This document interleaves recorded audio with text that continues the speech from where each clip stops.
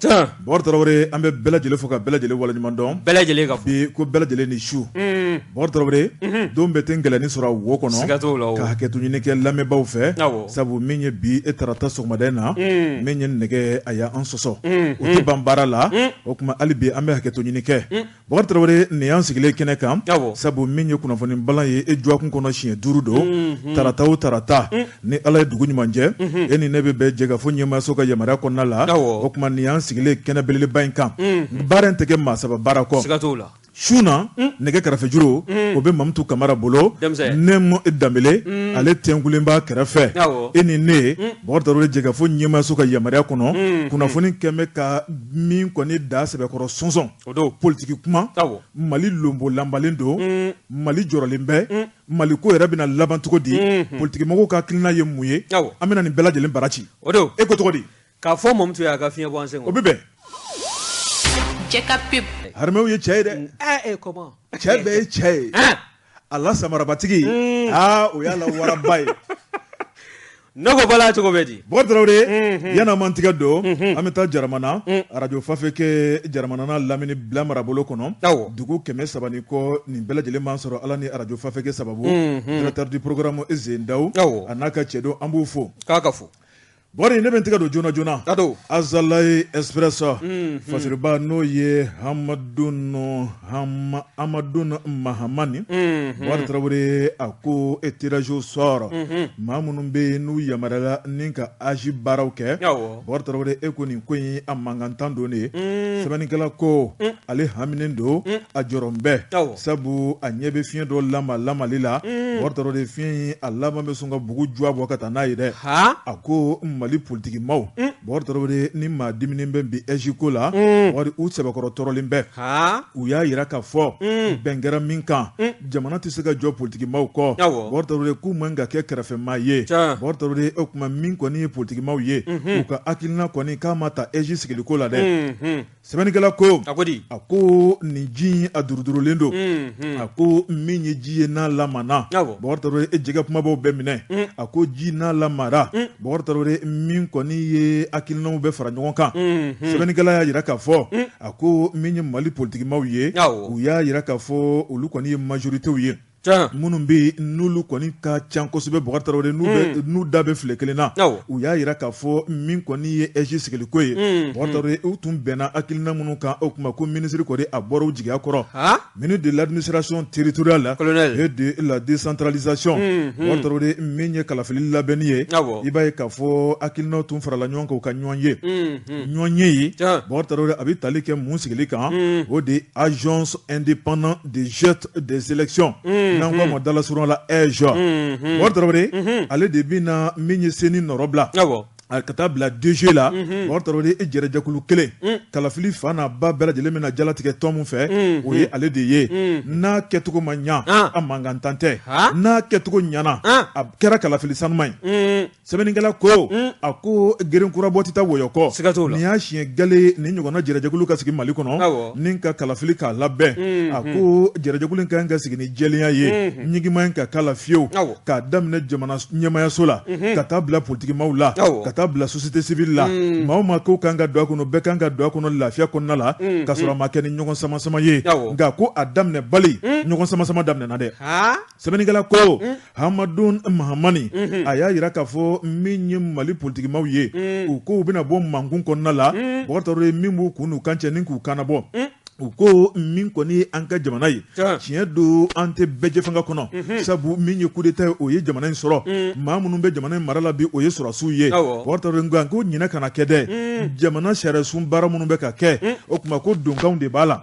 hakilinaw de b'a la a ye fɛn minnu dantigɛ k'u bila Bɔr Tarawele b'a ye k'a fɔ ko fɛn ninnu ko pan bɛ ka k'u kunna a tun yirala k'a fɔ âge sigiliko la Bɔr Tarawele min ye opposition ka taa bila majorité k'a tɛna se ka sigi olu kɔ abada Bɔkari k'u ka cɛdenw labɛn o tuma sɛbɛnnikɛla yira k'a fɔ u tun y'a hakilina dɔ ta tuguni maa min bɛ kalafili laban tɛmɛnen la min ka maire ka ca ni bɛɛ lajɛlen ye o tuma k'u de kan ka ta k'olu kɛ ɲɛmaaw ye sɛbɛnnikɛla ko a ko o ma y'a ko la bilen ko ye u sina k'a kɛ fiɲɛtɔ bere ye ni ka sin ka bɛɛ lajɛlen gosi bere kelen na k'a yira k'a fɔ parti politique fɛn fɛn bɛ an ka jamana in kɔnɔ n'a bɛ t'i jɔ 250 la o tuma k'a ka di maa o maa ye i bɛ se k'i kankɔrɔta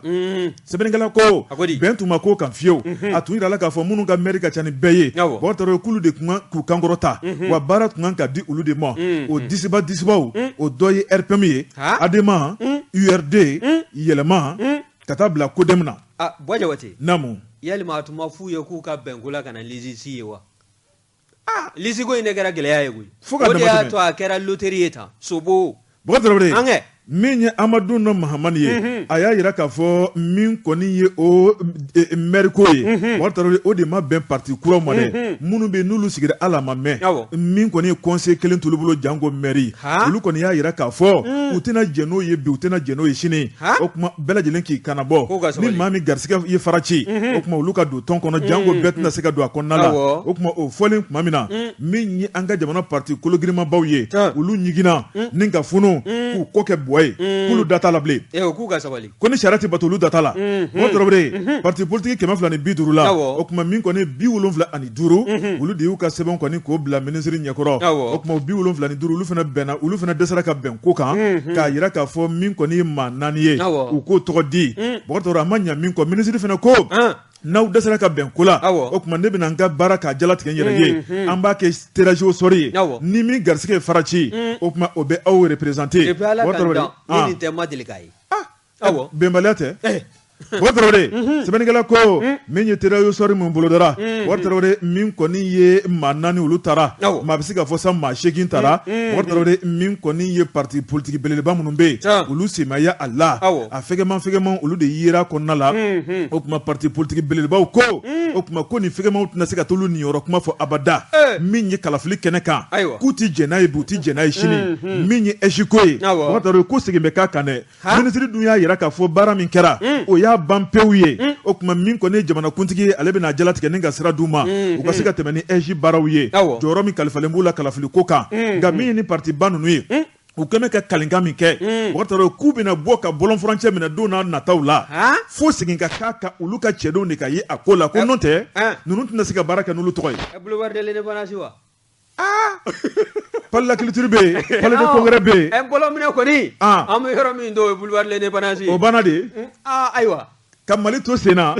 ko ni tɔgɔ ma jɔ bolofiba ti jɔ ayiwa i sigi hali sini kunnafoni filɛ nin ye an ye min bɔ Azalaï Express kɔnɔ Amadu Nɔ Mahamani ale ka sɛbɛnni don Amadu Mahamani Bɔ Jabate an bɛ a fo tɛ cɛ tan bɛ maa min ni dɛgɛ mini cɛ i ta ye o la ɲagaɲimi ye siga t'o la nin ye n tɛgɛ don ni sɛbɛn bɛ bɔ sɛbɛn min k'a ma ko le reporter olu fana y'a sɔrɔ cɛmancɛ fanga bulon ɲɛma u ka kunnafoni di sira fɛ n'o ye primature cellule communication ye a ko kununko ntɛnɛn ka bɛn uti kalo tile 29 ma san 2022 n'i y'a ta k'a lajɛ maa min n'o sugandila ka bila Dr Sogɛli Kokala Mayiga nɔ na fɔlɔ n'o ye PM intérimaire ye n'o ye colonel Mayiga ye n'i y'a ta k'a lajɛ a kɔni a ye Ablaye Mayiga a ye primature maaw n'o ye cabinet maaw ye ko a n'u ma ɲɔgɔn ye wa u ye ɲɔgɔn ye min ye primature jabalaba n'o y'a ɲɔgɔn ye kɛsoba ye o kɔnɔna na min ye ɲɔgɔn ye senfɛ i b'a ye k'a fɔ min ye directeur de cabinet ye ale kɔni ye kɔrɔfɔta n'o ye professeur Isaka Amadu Sengare ale ye kɔrɔfɔta a y'a jira k'a fɔ min ye Ablaye Mayiga n'o ye colonel Ablaye Mayiga ye a ka sugandi k'a kɛ premier ministre intérimaire ye o kɔni ko olu bɛ a fo a ka baara la wa sugandili min ni danaya tala ka da a kan ko jɔnbala baara k'a ɲɛna bawo min ye danaya ye n'i y'a ye danaya dala a kan k'a sɔrɔla a yɛrɛ ka muɲu ni cɛsiri fɛ a n'a ka wulikajɔ wa min ye colonel Ablaye Mayiga ye ko a kɔni a nana maa minnu jɛla n'o ye olu yɛrɛ ye k'u n'a dɛmɛ baara in na baara in k'a kolo ka giri koyi bawo min ye primature baara ye a kɔni a bɛ ministiriso bɛɛ lajɛlen taabolo ni k'a maana wa ko n'i y'a ta k'a lajɛ gɛlɛya min bɛ jamana kɔnɔ bɛɛ lajɛlen bɛ a kalama min ye professeur Isaka Amadu Sengare ye a y'a jira k'a fɔ ale n'a a ka baarakɛ ɲɔgɔnw u n'a min ye colonel Ablaye Mayiga ye gɛlɛya bɛ fan minnu fɛ o n'a dɛmɛ ka gɛlɛya ninnu ni k'o bunakun ni k'o kunnata wa min ye nɔgɔya fana ye ni dɔ bɛ se ka ji di fan minnu fɛ o n'o cɛsiri k'o baaraw ni k'o bolo boloda min ye colonel Ablaye Maiga yɛrɛ ye ale min sugandila ka bila fɔlɔ Choguel Kokala Maiga nɔ na yani ala ka fari lafiya se Kokala ma n'o ye Choguel Kokala Maiga ye i b'a ye k'a fɔ Maiga ko min ye wulikajɔ ni danaya ye o fɔlɔ o bɛ ta ka ɲɛsin maa min ma o de y'an ka cɛmancɛla fanga ɲɛmaa ye n'o ye colonel Assimi Goïta ye ko ale ka nin jɔyɔrɔ sɔrɔ dɔwɛrɛ tɛ koyi jamana in bɛ se ka taa ɲɛ cogo min na ani wulikajɔ min sabati bɛ transition faamaw fɛ o ko in bɛɛ lajɛlen kokɔrɔma bɛ se ka don cogo min na ko taabolo in sɛmɛn bɛ nin hakilina ninnu de la wa n'i y'a lajɛ fana a ko a ka kɔrɔfɔ kɔnɔ ko ale ka sugandili ko ale kelen tɛ koyi ko min ye premier ministre intérimaire jɔyɔrɔ in ye k'a fara ministre de l'administration territoriale de la décentralisation kan ko taabolo ninnu k'a si tɛ sabati fo ka taa sɔrɔ baarakɛlaw y'u tɛgɛ di ɲɔgɔn ma ka kungilinnaw kɛ kelen ye ka hakilinaw ni ka kɔnɔnajɛya baaraw ta ka ɲɔgɔn sɛgɛrɛ min ye jamana ye k'a tɛ jɔ n'an m'an tɛgɛ di ɲɔgɔn ma jamana in bɛ danga min na ko n'an m'an fanga fara ɲɔgɔn kan an b'a la ka fɛn min laɲini ko ale ma d'a la n'a bɛ sɔrɔ koyi ko nka ko n'an y'an fanga fara ɲɔgɔn kan k'an kɔnɔ jɛya ɲɔgɔn ye ko jamana in k'a bɛ jɔ ko wa ko min ye wulikajɔ ye k'o kɔni sabati bɛ cɛmancɛ fanga ɲɛmaaw yɔrɔ ka ɲɛsin jamanaden kelenna bɛɛ lajɛlen ka lafiya ma nin kun ye sɛbɛn min n'an y'a salo ka bɔ reporter kɔnɔna na min ye cɛmancɛ fanga bulon ɲɛmaa olu ka kunnafonidi sira n'o y'u ka cellule communication ye o y'a sɔrɔ olu fana ka sira kan joona ne bɛ n tigɛ don Mali tribune nɔ sɛbɛnnikɛla n'o ye Ibrahima Ndiaye a ko an ka taa Bamako mairie-ba la Bamako mairie-ba Bɔkari Tarawele ale tun ye maa welelen kɛrɛnkɛrɛnnen ye jɛmukan dɔ bɛ ORTM na n'o ye a bɛɛ di Bɔkari Tarawele ni ka sigi ni ka ɲininka tigɛ wɔrɔ ɲɔgɔn ko fara ka ca Bɔkari Tarawele min ye jɛmukan ye k'a déplacer ka bɔ Kɔmuso ni ka taa n'a ye Bamako mairie-ba dukɛnɛna la Bɔkari ko de bolodara o bolodara don jumɛn min ye nin utukalo tile 26 ye a ko mairie baarakɛlaw ka taa bila Bamako dugutigilakaw Bamako mara ɲɛmaw Bɔkari Tarawele nin bɛɛ lajɛlen bɔra ni kana kɛ seereya ye Bamako mairie-ba o kuma ale bɛna ɲininka a ka hakilina caman na nka min ka gɛlɛn n'a bɛɛ ye min bɛ a nin kan a y'a yira k'a fɔ baroda ka ko ka sabu o de ye Bamako ka bɛɛ lajɛlen haminanko ye n'o ye sanuya ye Adama Sangare Bɔkari Tarawele ɲininkali taara ni ka sɛgɛrɛ wari a y'a yira k'a fɔ ale de ye Bamako mairie-ba ye Bamako latigɛ Bamako bɛ se ka kɛ Bamako ville moderne Bamako min ye Bamako ville propre ye Bɔkari Tarawele ko y'ale ka sogokan de ye a ka gɛlɛn dɛ ko fɛn dɔ bɛ yen a ka gɛlɛn nka k'a bɛ se ka kɛ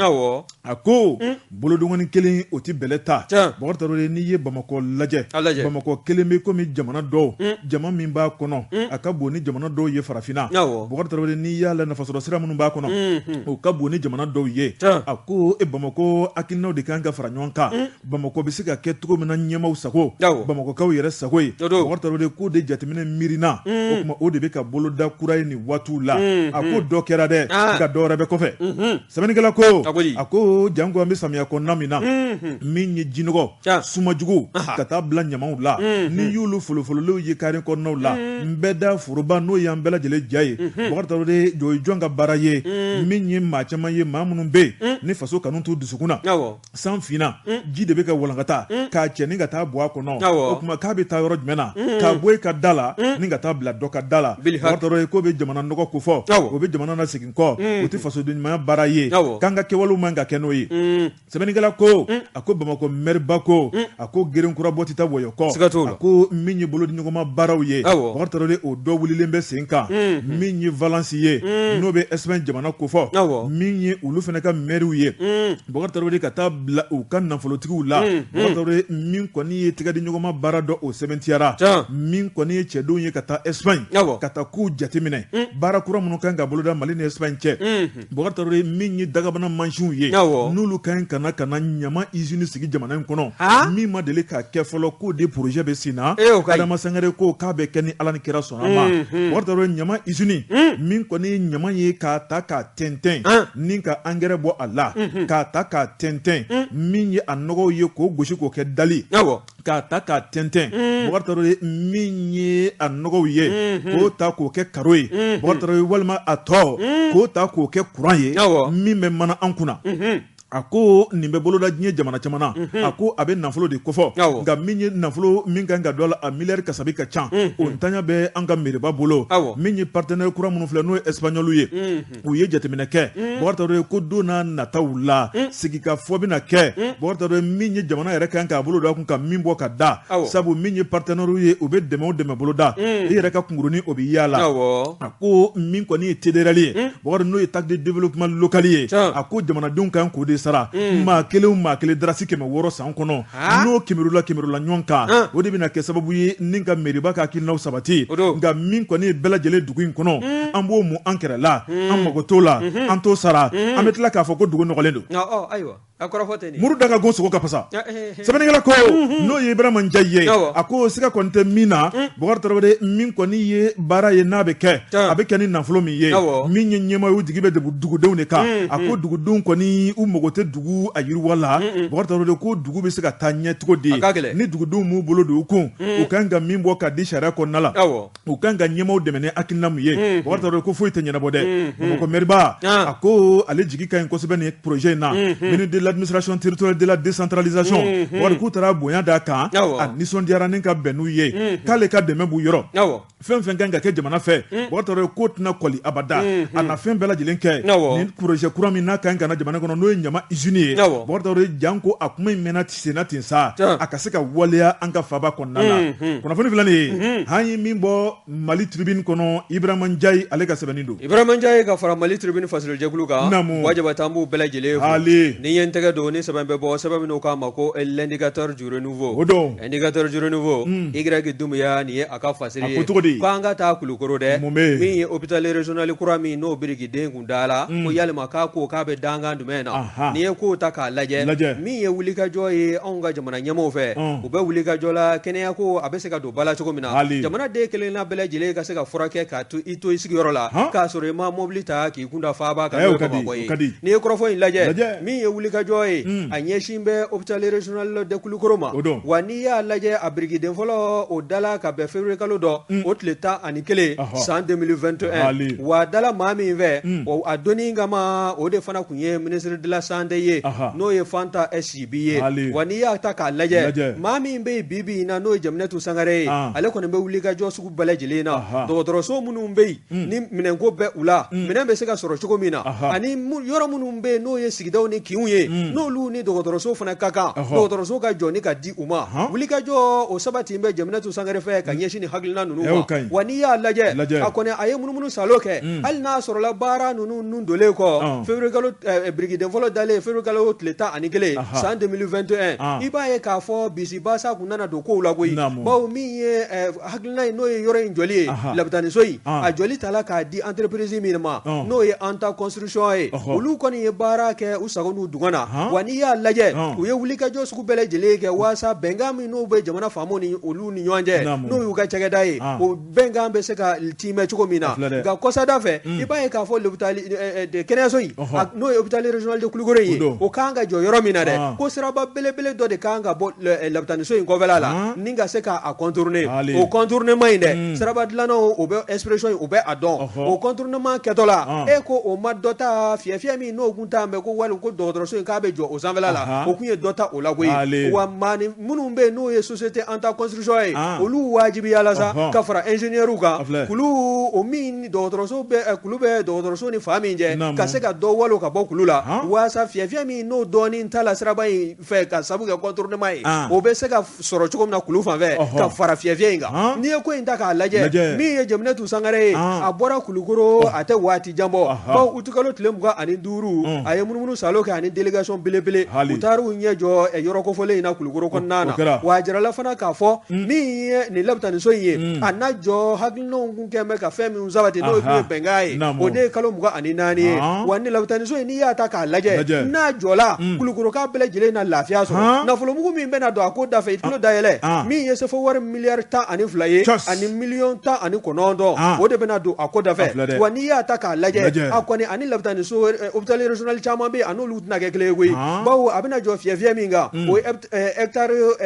10 ani 5 ye o tɛmɛlen kɔ ka bɔ yen ni jagoro ye maa sɔrɔ hélicoptère jigi yɔrɔ i b'a fɔ i b'a ye sinimaw na cogo min na o jigi yɔrɔ bɛ dilan a sanfɛla la o fana bɔlen kɔ min ye jinɔgɔ ye k'a fɔ ko lapitaniso ka jinɔgɔ k'a na kolonkolon ka don maaw senkɔrɔ ka walima ka woyo ka don kulukoroba kɔnɔna na o bɛ dabila o bɛ lasago yɔrɔ la k'a ji furakɛ k'a banakisɛw bɔ a la hali n'a ma ɲɛ k'a na kolonkolon sa ka taa ba fɛ o b'a sɔrɔ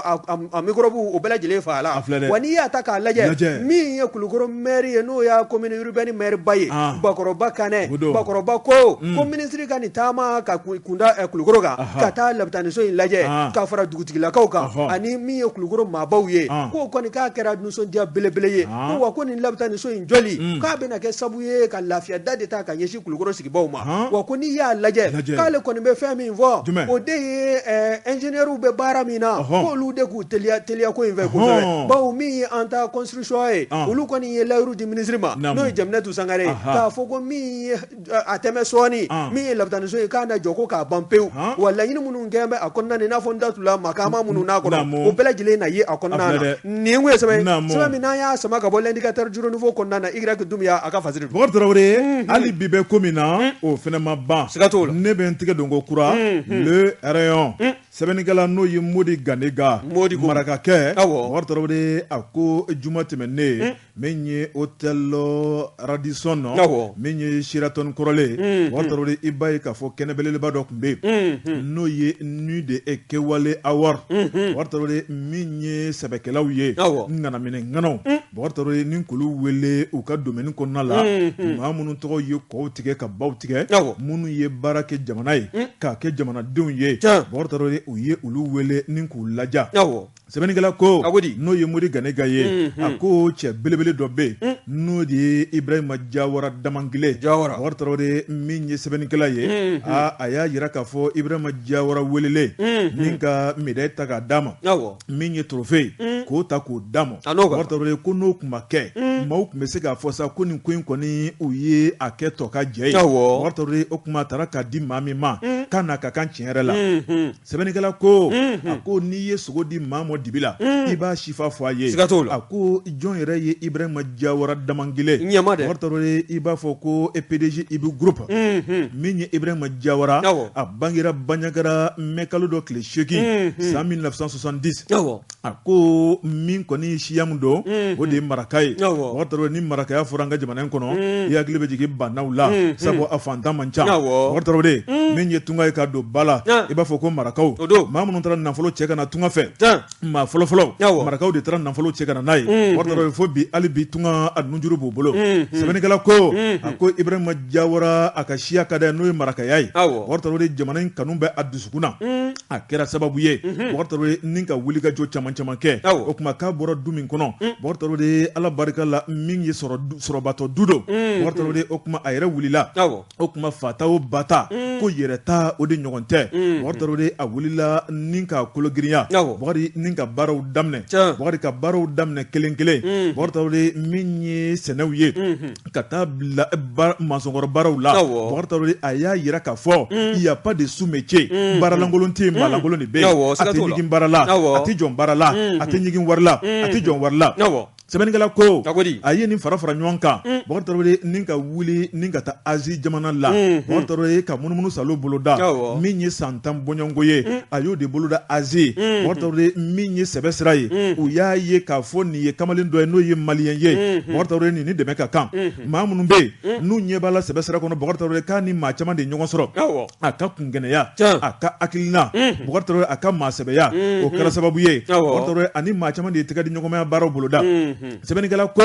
a ko ni mɔgɔninfin ka kunkelenna ka ɲi Bɔkari Tarawele foyi tɛ min bɛ bali ka hadamadenya la a ko min ye Ibrahima Jawara ani hakilinaw caman caman de bɔra Asie jamana la Bɔkari Tarawele san 10 tɛmɛnen kɔ ni ka kɔsegin boloda sabu a ko jirikuru mɛn o mɛn ji la a tɛna kɛ bama ye ale ye maliyɛn de ye a ye maraka ye Bɔkari Tarawele jamana in kanu b'a dusukun na a tɛna se ka to tunga fɛ kuda ye a ye dɔrɔmɛ 2 min sɔrɔ a kana jamana in kɔnɔ joona ka n'o yɛlɛma sɛbɛnnikɛla ko a nana Bɔkari Tarawele ni kana baaraw boloda a ko sigi tɛ maçon Bɔkari Tarawele min ye wulikajɔw ye a y'o boloda i b'a ye k'a fɔ ni ka usines dayɛlɛ i tulo kɛrɛbɔsigi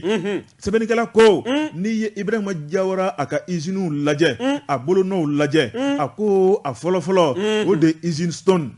usine Stone tɛmɛnen kɔfɛ min ye Builder sɔrɔ o tɛmɛnen kɔfɛ min ye Jawara Solar o tɛmɛnen kɔfɛ min ye Malien Aero Compagnie o fɛnɛ kɔfɛ min ye Belala o fɛnɛ kɔfɛ min ye Kiers Jaweja o fɛnɛ kɔfɛ min ye Birikoko Golden Mine o bɛ damanda ko fɔ sɛbɛnnikɛla ko Bɔkari Tarawele n'i ye nin lajɛ nin ye baarayɔrɔ belebelebaw de ye maa minnu bɛ nin baarayɔrɔ kɔnɔ maaninfin yirikaw de don Bɔkari Tarawele dunanw bɛ yen faso malidenw bɛ yen nka a ko n'i ye nin baarayɔrɔw lajɛ jamakulu min ka ca n'a bɛɛ o de ye faso malidenw ye a ko min kɔni ye nin baaraw ye Bɔkari Tarawele Mali tɛmɛnen kɔfɛ i b'a ye k'a fɔ a y'i bolo maana bɔ ni ka ɲɛsin farafinna yɔrɔ caman ma i n'a fɔ Konowari a ka cɛdenw bɛ yen a bolonɔ bɛ yen min ye Konowari gouvernement ye a n'o bɛ baara caman boloda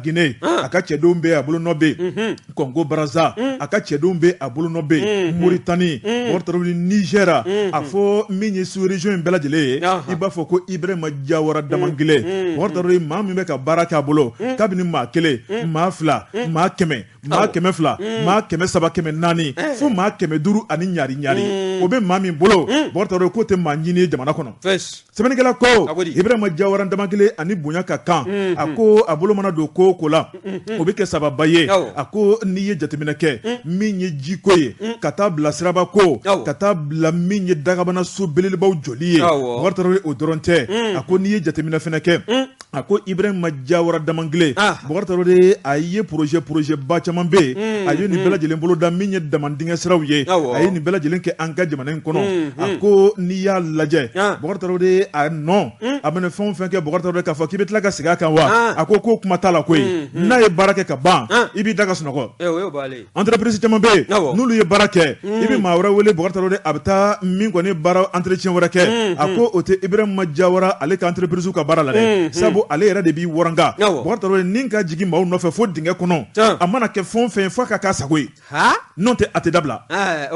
sɛbɛnnikɛla ko Bɔkari Tarawele n'i y'a lajɛ Ibrahima Jawara Damangile Bɔkari min ye nin entreprise belebelebaw ɲɛnamali kɔfɛ a nana sigi k'a miiri ni ka jateminɛ kɛ min kɔni Mali a bɛ degun dɔ kɔnɔ nin y'o san damadɔ ye a ko bolodengɔnni kelen tɛ bɛlɛ ta Mali ɲɛmɔgɔ ka na sigi k'u lajɛ Bɔkari Tarawele an bɛɛ ye jamanaden ye an bɛɛ kan ka kɛ kɛlɛkɛcɛ ye a ye tɔn dɔ sigi k'o tɔgɔ dɔ ko Malien tout court MTC Bɔkari Tarawele a don in kama Malidenw an ka jɛ an ka fara ɲɔgɔn kan diinɛ ko t'a la siya ko t'a la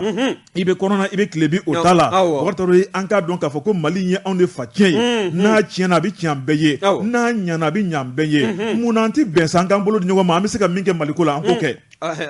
sɛbɛnnikɛla ko a ye Mali mɔmɔ k'a yala k'a daminɛ Kayi fo ka taa bila Tawudeni a ma maabɔ maa la a ka dɛmɛ n'a ka hakilina ɲuman bɛ se ka ta ka maaw ma sɛgɛrɛ Bɔkari Tarawele o si de ma bali a y'a yira k'a fɔ hali bi min ye Modi Ganiga ye a ko min ye patronat ye n'o ye patron olu ka yɔrɔ CNPM ye Bɔkari Tarawele gɛlɛya nana don yen na u ye transition jɛrɛjɛkulu dɔ sigi Ibrahima Jawara Damangile a yirala k'a fɔ n'o transition kɔni sigira ka sɔrɔ a t'o la ko ye nan kɔkɔntan ye fa da ka don o la patron ka yɔrɔ de ye Bɔkari Tarawele ni hakili jiginna la k'a fana sen ka don ko la Bɔkari Tarawele maa minnu y'o kɛ u ye hakili ɲuman baara kɛ min ye Ibrahima Jawara Damangile a sen b'o fana la an bɛ don min na ko bi a ko koba caman bɛ jamana in kɔnɔ Bɔkari Tarawele i bɛ min kalama wo i tɛ min kalama wo Ibrahima Jawara Damangile a sen b'a la a ko min kɔni ye juma tɛmɛnen ye Bɔkari i b'a ye k'a fɔ magazine kɛwale people maaw ye u ye u ka tako 7 o tuma u ye trophée ta ni k'o ta k'o d'a ma ko san 10 laban k'a daminɛ 2012 ka na bila 2022 o tuma ko entrepreneur mun ye ŋanaminɛ ŋanaya kɛ min ka baara ɲɛna ni bɛɛ ta ye Mali kɔnɔ ni san 10 laban ye cɛ tɛ muso tɛ Ibrahima Jawara Damangile Ibu groupe baara ɲuman ka di sa Bɔkari Tarawele Ibrahima sɛbɛnnikɛla ma min sɛbɛn ka fara o kan a bɛ hinɛ a bɛ makari jamana in ka d'a ye de wa baara de ka d'a ye a bɛ min kɛ baara la o de ka ca a bɛ min kɛ daga sunɔgɔ la sunɔgɔ tɛ maa sɔnko ye an ka baara kɛ dɔrɔn a baara ta ni ma sunɔgɔ fana a ma ɲi dɛ nka an ka baara kɛ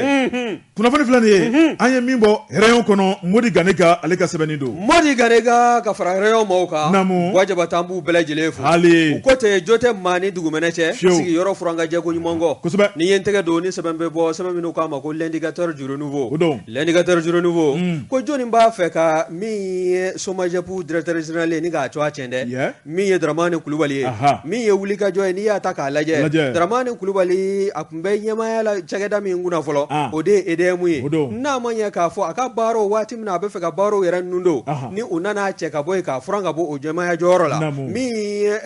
SOMAGEP ye n'o ye société malienne de gestion de l'eau potable ye o kɔni u y'a sugandi ni ka taa bila o ɲɛmaaya jɔyɔrɔ la wa sefuradama ye ka na bugɔ sisan la i b'a ye k'a fɔ baarakɛlaw hami ye fɛn o fɛn ye e ko Dramani hami tɛ o ye wa min ye Dramani Kulubali ye SOMAGEP directeur général a kɔni hamina min bɛ a la jamanadenw ka ji sanuman sɔrɔli kɔfɛ baarakɛla minnu bɛ n'olu b'a bolo baara la ni ale b'a fɔ a ye taa yanfɛ walima a ye segin yanfɛ ale kɔni a ka hami ye fɛn min ye olu ka se ka bila baara kɛcogo minɛn ɲuman kɔnɔna na o hami bɛ a la kɔsada in na n'i y'a ta k'a lajɛ wulikajɔw kɔni sabati bɛ maa dɔw fɛ minnu n'olu b'a fɛ ka Dramani Kulubali n'u b'a fɛ ka kɔni k'a to a cɛ cakɛda in kɔnɔna na bawo n'i y'a lajɛ min ye cakɛda in yɛrɛ maaw ye n'i y'a hakɛ lajɛ n'o ye SOMAGEP baarakɛlaw ye a bɛɛ lajɛlen faralen ɲɔgɔn kan maa 1600 ani 84 wa n'i y'a ta k'a lajɛ kɔsada in na Dramani ye hakilinan dɔ de ta baarakɛla minnu bɛ yen ni bolimafɛn tɛ u bolo n nana retard la k'a sabu kɛ bolimafɛndanya ye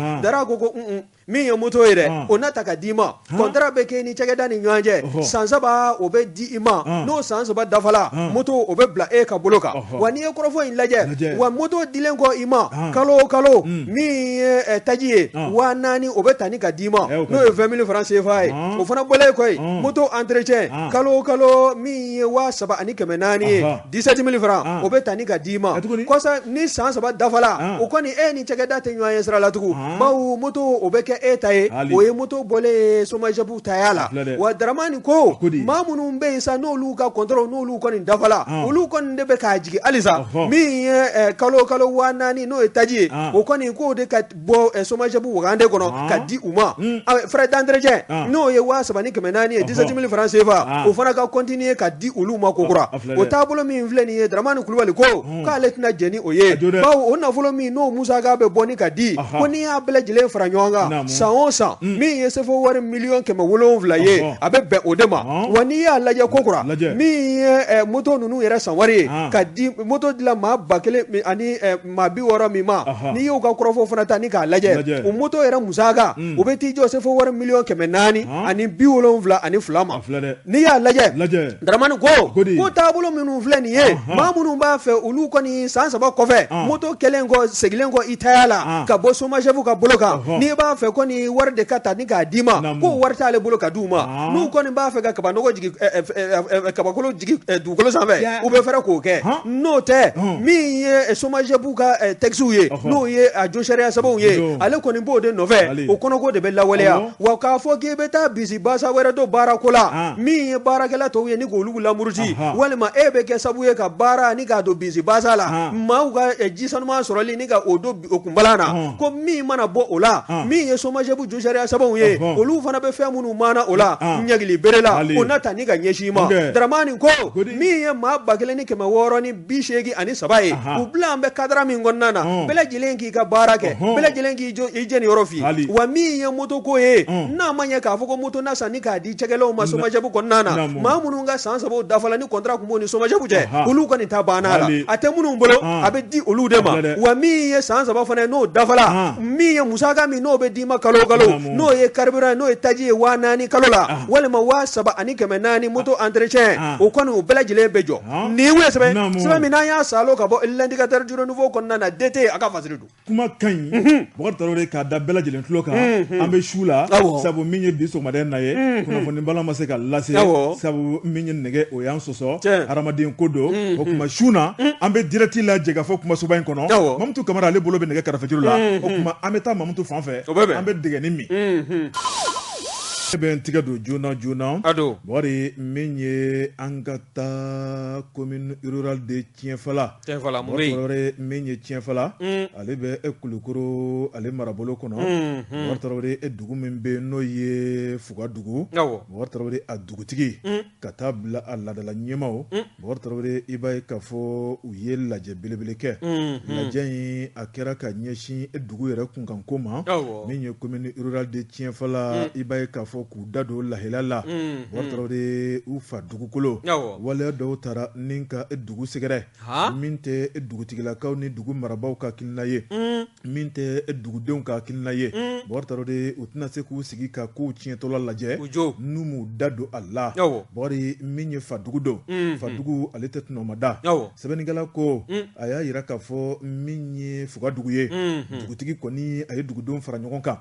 ni ka bɛɛ lajɛlen lamɛn min b'a kun n'a kan cɛ k'o fɔ maaw ye ka maire fana wele bɔri k'a yira k'a fɔ n'o ye Tienfala commune maire ye k'a yira k'a fɔ waleya dɔw kɛra dugu kɔnɔ bɔri joona u k'a ko ɲɛnabɔ yan'a ka taa ka dan kɛ waleya in bɛ tali kɛ mun ni mun kan o de ye u fa dugukolo min fiyɛfɛlen n'o y'u ta ye bɔri kabini kunun na sini dugukolo min b'u bolo n'u ka maakɔrɔbaw ye baara kɛ n'u tɔgɔ ye bɔri ka n'a bila fo bi la i b'a ye k'a fɔ u ka dugu marabolo a ɲɛmaakɔrɔ dɔ bɛ yen n'o ye sous-préfet bɔri ale kɔni tɛ bilen nka a taara bɔri taabatɔ tɛ ɲuman kɛ n'o ye Sakuba Madi Danbele ye i b'a ye k'a fɔ k'a daminɛ san 2012 ka taa bila 2018 bɔri ko a ye sariya dɔ ta ni ka olu ka dugukolo ka tigɛ bɔri k'a feere maaw ma waati min kɔnɔ ni jamana yɛrɛ kɛn bɛ ka se ka dugukolo feere ka don bɛrɛ la a kuma kana fɔ jango a waleyaw ka kɛ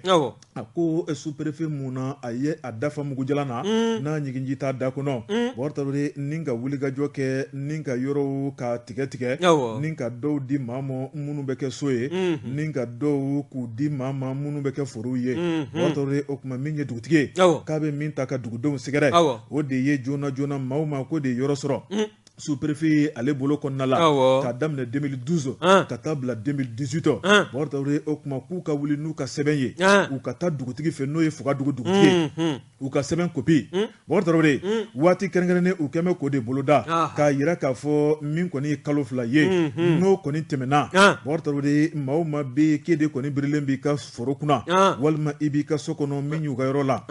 o tuma ko yɔrɔ fu de b'i bolo dɛ sabu kulu kɔni ye wulikajɔ de kɛ u bɛna bɛɛ lajɛlen taraki k'a bila u ka bolo kan ko sabu k'u ma sɔrɔ tiɲɛ kan u ma sɔrɔ sariya kan a kɛra ni ka puruti ka b'olu bolo comment ye ko se maaw ma o ko sera dɛ o t'a yɔrɔ ɲini joona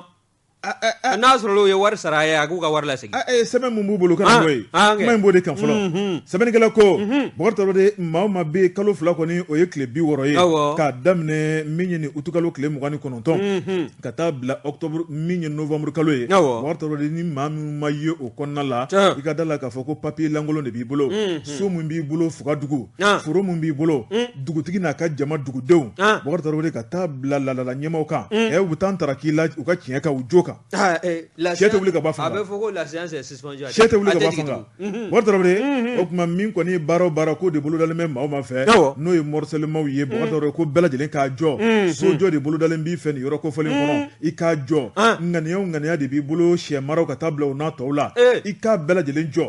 dugutigi n'a ka dugudenw ka yamaruya don Siman di sɔngɔ ka gɛlɛn o ma a ka gɛlɛn o ma dɛ ni kuma fɔra ye n'i yɛrɛ b'a dɔn i bɛ nin minɛn kɔnɔ i tɛ baara jɔ a jɔ joona dɛ ayiwa kan ka daga fisa wuli ka bɔ n tɔn kan ye bɔri min ye Fugadugu dugutigi ye o tuma ko a b'a dɔn k'a fɔ a y'i kannabɔli min kɛ o tuma ko dugudenw bɛna a minɛ cogo la o tuma maa minnu fana bɛ n'a kuma ɲɛsinnen bolo ma o tuma k'olu fana bɛna ale kumakan kɔni k'a bato a batocogo la kunnafoni filanin an ye min bɔ histoire kɔnɔ min ye dugutigi ye ale yɛrɛ de y'a tigɛ na bila Bon Jabate an bɛ dugutigi fo ka essor n'o ye fasalijɛkulu ye k'u bɛɛ lajɛlen fo ni ye n tɛgɛ don ni sɛbɛn bɛ bɔ sɛbɛn minnu k'a ma ko Azalaï Express Azalaï Express nin ye Jadata Mayiga nin ye a ka fasiri ye min ye Mayiga muso ye a ko min ye Mali ni Iran jamana ye tɛgɛ di ɲɔgɔn ma filaninteriya min bɛ u ni ɲɔgɔn cɛ kabi lawale ko dɔ t'a fɛ ka fara o ko kan wa bawo n'i y'a ta k'a lajɛ Iran n'o ye République islamique d'Iran ye olu ka ministre des affaires étrangères ko a ma taama kɛ fɛnɛ kana anw ka jamana kɔnɔna na utukalo tile 22 tɛmɛlen ka se a 23 ma san 2022 taama in senfɛ a bisimilala a kunkanɲɛ ɲɔgɔn fɛ n'o ye Ablaye Diop ye wa n'i ye maa kofɔlen in ta k'a lajɛ ale kɔni ka taama senfɛ a ye sɔrɔ bosoba caman bɛ Iran jamana kan a y'olu ta k'o fara a yɛrɛ kan wa taama senfɛ hakilina caman fana bɛ u la wa u y'a jira k'a fɔ min ye faso Maliba ni Iran jamana ka filaninteriya ye ani sanni feere min bɛ anw ni ɲɔgɔn cɛ o bɛ se ka dili don cogo min na taama in sinsin bɛ fɛn min kan o de ye k'u b'a fɛ ka min ye sogofa yɔrɔ dɔ ye n'o ye abattoir moderne dɔ ye k'o sigi sen kan min ye nɔnɔ ye nɔnɔ k'a dilan k'a jiman dilan walima k'a muguman dilan o usine fana e k'o t'a fɛ k'o fana sigi sen kan wa o fana bɔlen koyi min ye anw ka jamana ye a mago bɛ da dumunifɛn minnu na teliya la n'o ye produit alimentaire de première nécessité ye u k'o bɛ fɛ k'o fana donni ka bɔ Iran jamana kan ka na n'o ye anw ka faso Maliba kɔnɔ kɛrɛnkɛrɛnnenya sɔnni sigi bɛ fɛn min kan o de ye malo ye o fana bɔlen koyi min ye hakilina caman fana bɛ yen u b'a fɛ k'u ka nafolo ta ka bɔ Iran jamana kan ka na don fɛn minnu na o dɔ bɛ tali kɛ lakanako kan n'o ye défense ye ka taa se min ye kɛnɛyako ye n'o ye santé ye min ye cikɛko ye ka taa se siraba belebelew bɛ se ka dilan Mali seleke 4 kɔnɔna na cogo min na fo ka taa se min ye anw ka damaw u bɛ se ka jamanadenw bɛɛ lajɛlen nafa cogo min na min ye an ka sanayɛlɛ kalansow olu bɛ se ka nafa sɔrɔ filaninteriya in kɔnɔ cogo min na hakili jagabɔ kɛla ni ka ɲɛsin nin taabolo ninnu bɛɛ lajɛlen ma wa taama ye n'o ye tile fila taama ye utukalo tile 22 ka se a 23 ma i b'a ye k'a fɔ commission mixte min n'o sigila sen kan faso Maliba ani Iran jamana ni ɲɔgɔn cɛ o ka ɲɔgɔn ye fɔlɔfɔlɔ o kɛra anw yɛrɛ ka jamana kɔnɔna na yan wa a jirala fana k'a fɔ a tɛ danni ma waati ni don nataw kɔnɔna na min ye hakilinaw ye jamana fila in b'a fɛ ka o tɛgɛ di ɲɔgɔn ma ni kungilenna minnu ye ani hamina minnu bɛ jamana fila in na ani u b'a fɛ ni ka teriya ni k'a sama ka se k'a mɔnɔbɔ ka se hakɛ min na e ko taabolo ni hakili jagabɔw ma ta ka ɲɛsin o ma wa min ye anw ka jagokɛlaw ka soba yɛrɛ ɲɛmaa ye n'o ye chambre de commerce d'industrie du Mali ye CESIMU o ɲɛmaa n'o ye Yusufu Bacili ye Yusufu ko min ye nin taama in ye ni Iran ministre des affaires étrangères n'a y'o kɛ anw ka jamana kɔnɔ a kɔni ani sɔrɔ bosoba minnu dala ɲɔgɔn kan ka na u kɔni u b'a fɛ ka fɛn minnu kɛ i n'a fɔ n datula fɛn min na n'o de ye abattoir n'o ye sogofa yɔrɔ ye abattoir moderne k'o sigi sen kan min ye nɔnɔ dilan yɔrɔ usine dɔ ye k'o fana sigi sen kan o n'a ɲɔgɔnko caman nin ye sɛbɛn min n'an y'a sama ka bɔ Azalaï Express kɔnɔna na Jadata Mayiga a ka fasiri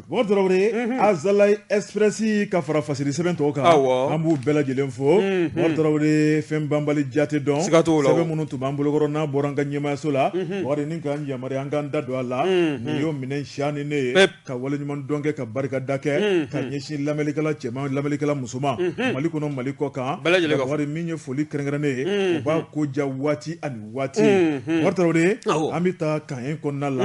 commandant groupement territorial de gendarmerie de Bamako chef escadron Lassine Tamba Keita an b'a fɔ ka waleɲuman dɔn a n'a ka cɛdenw wuli ka jɔ ni cɛsiri min bɛ ka kɛ lakana baara la gendarmerie Bako Baɲɛ Bamako n'a dafɛ dugu commune bɛɛ lajɛlen la Mɔrɔtɔrɔwre ma tɛmɛ ka bɔ yen an bɛ taa Badalabugu walima min ye Muntugula cɛ kelen bolo caman don n'o ye le maestro Grand Jawusu ye 3 ciseaux d'or min ye taariya ye an ka jamana in kɔnɔ a y'o dɔn k'o dɔnna kari an b'a fɔ a n'a ka baarakɛlaw Mɔrɔtɔrɔwre an bɛ taa masigikaw fɛ yen entreprise Yusufu Ayidara bɛninkɛ ale yɛrɛ don PDG ba ye Mɔrɔtɔrɔwre Elhaji don sabu ɲina makantaga a yer'o jamakulu la min y'a ka chef d'entreprise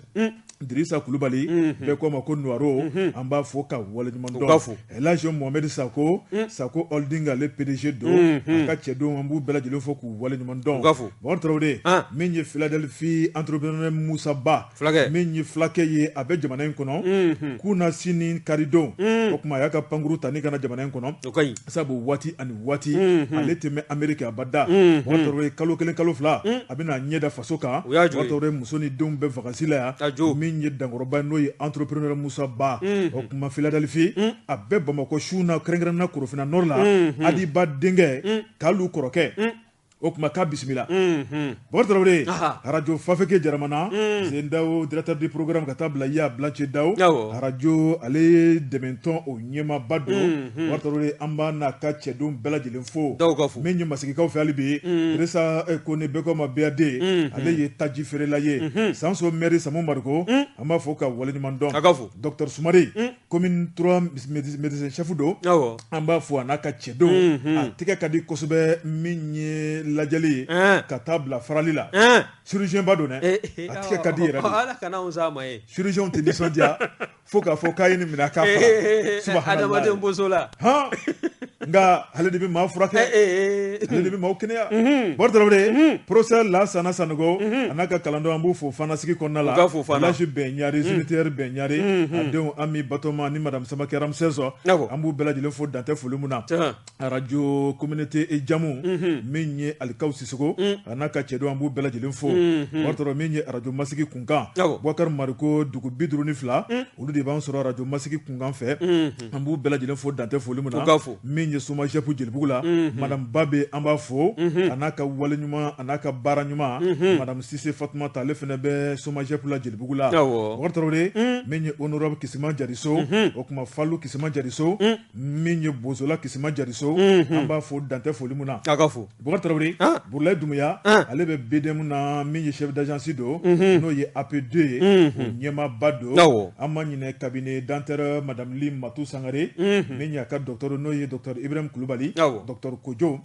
docteur Ba docteur Sogona o kuma min ye cabinet yɛrɛ tigi n'o ye madame Li Matu Sangare an b'a fo dantɛ foli mun na Bɔrɔ Tarawele an ma ɲinɛ inspecteur général des eaux et forêts Ousmane Sidibe Bɔrɔ Tarawele cadre belebeleba don jamana in kɔnɔ o kuma jamana kana ɲinɛ a kɔ Mali mago bɛ cadre mun na Mali kura ko mago bɛ cadre mun na Mali kura tɛ jɔ ni cadre minnu tɛ o kuma nin ye cadre belebeleba ye Bɔrɔ Tarawele n'a sigilen bɛ ani sigili man kan jamana ɲɛmɔgɔw k'u kɔfila la e ko tɔgɔ di Bɔjabate an bɛ foli ta an b'an kun da Faransi jamana kan Boyaki Baraji ka taa se a terikɛ Sion Tarawele ma an b'u bɛɛ lajɛlen fo Boyaki Baraji ale ye ka dugu ye bɛɛ dugu ye o filɛ nin ye Jago arrondissement fɛ Bafula bɛ cercle o kɔnɔna na ka ye région fɛ n'i y'a ta k'a lajɛ jɛmu in u bɛ a lamɛn kabini a daminɛ fo ka taa se a kuncɛyɔrɔ la o tɛmɛnen kɔ an na bɔ Faransi ni k'an kun da Suisse jamana kan min ye Marie Noël Munkɔrɔ ye a bɛ anw lamɛn jɛmu in tɛ pan a fana kan an bɛ a fana fo min ye anw ka lasigidenso min bɛ Suisse jamana kan n'o ye ambassadeur ka conseil